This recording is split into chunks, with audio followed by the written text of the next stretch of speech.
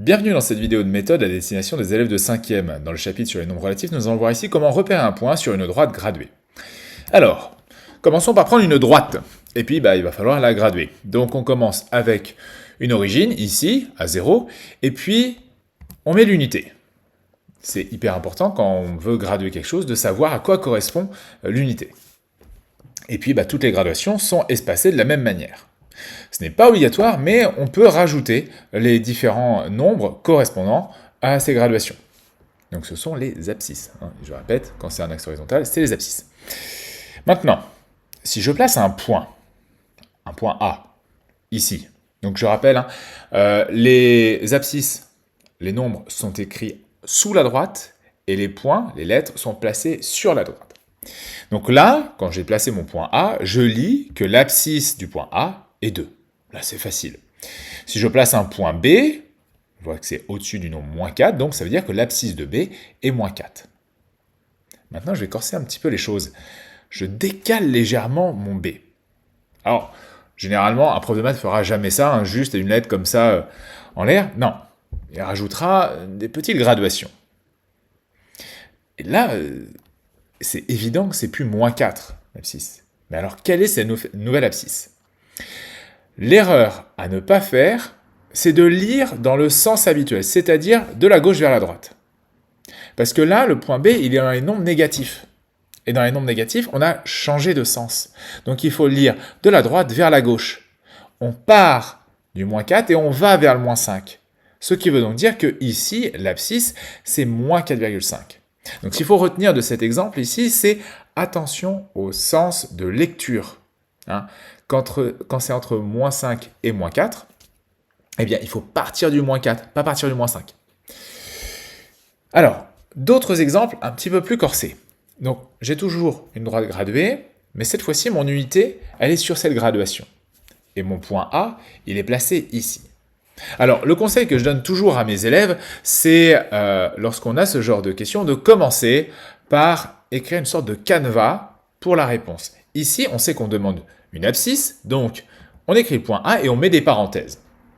Alors moi j'ai mis des grandes parenthèses parce que je connais déjà la réponse. Vous mettez simplement des parenthèses et ensuite vous remplirez dedans.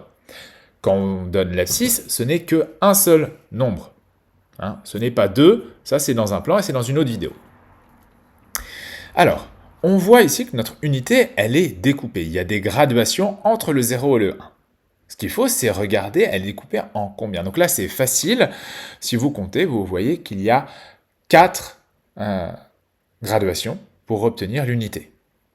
Donc ça veut dire que c'est coupé en 4. Quand c'est coupé en 4, est-ce qu'on n'a pas un concept mathématique qui nous permet de montrer que c'est coupé en 4 ? Les fractions.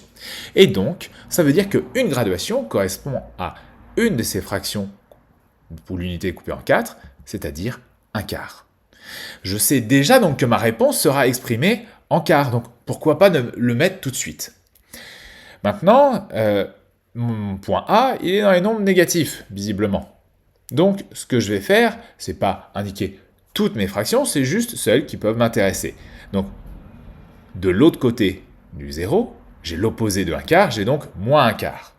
Et puis, je continue compter de quart en quart. Donc, moins 2 quarts, qui est égal à moins 1,5, moins 3 quarts, moins 4 quarts, qui est égal à moins 1, moins 5 quarts, moins 6 quarts, et moins 7 quarts. J'ai maintenant l'abscisse de mon point A, je peux donc l'écrire, donc A a une abscisse de moins 7 quarts. Voilà. Un dernier exemple, j'ai mon point d'origine 0 ici, et cette fois-ci, ce n'est pas l'unité qui a été donnée, on aime bien faire ça, nous les profs de maths, c'est de placer plutôt plusieurs unités.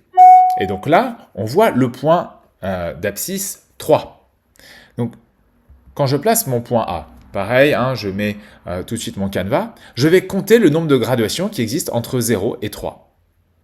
Donc je compte, j'en ai 9, donc ça veut dire que 3 est divisé par 9, 3 neuvièmes, si on simplifie cette fraction, cela nous donne 1 tiers. Cela veut dire qu'une graduation est égale à 1 tiers. Je peux donc tout de suite dire que ma réponse sera exprimée en tiers. Je compte en partant du 0, j'ai moins 1 tiers, moins 2 tiers, moins 3 tiers, qui est égal à moins 1, et enfin, moins 4 tiers, qui est la réponse, et qui est donc l'abscisse de mon point A. Si vous avez des questions sur la manière de lire un point sur une droite, hein, que ce soit l'abscisse ou comment le lire, comment le placer, n'hésitez pas à poser ça en commentaire, j'essaierai d'y répondre. En attendant, partagez cette vidéo et puis je vous dis à la prochaine.